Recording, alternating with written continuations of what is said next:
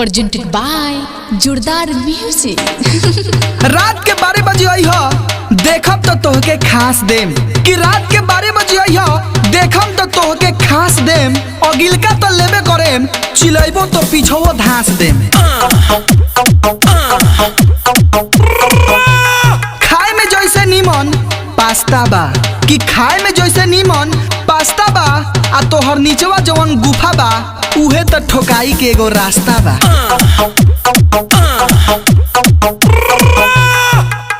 दोस्तों आज के लिए बानी गौर फरमाइयो कि अपना दिल के अरमान हम सर पर बिठाइला कि अपना दिल के अरमान हम सर पर बिठाइला जवन लड़की देवे में बनल स ओकरा सामान में हम उंगली डाल के हिलाइला।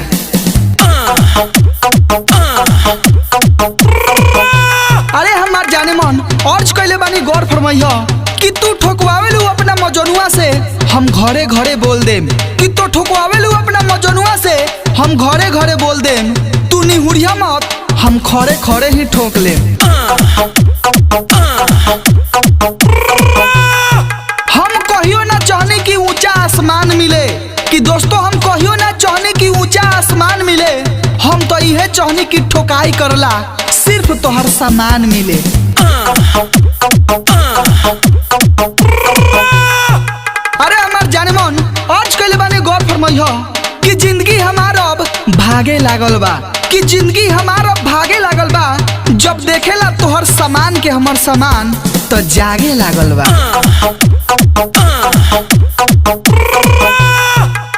अरे हमार जाने मन चूम ली गाल तोहर इहे फरमाइश बा कि चूम ली गाल तोहर इहे फरमाइश बा अपन सामान तोहर सामान में डाल के सो जाई इहे ख्वाइश बा। अरे हमार पगली इतना तो प्यार अपने आप से ना रहे जितना कि तोहसे हो गइल बा कि इतना तो प्यार अपने आप से ना रहे जितना कि तोहसे हो गइल बा। एक बार तो ले ही ले बानी एक बार औरी होई सामान हमर अभी सो गइल बा।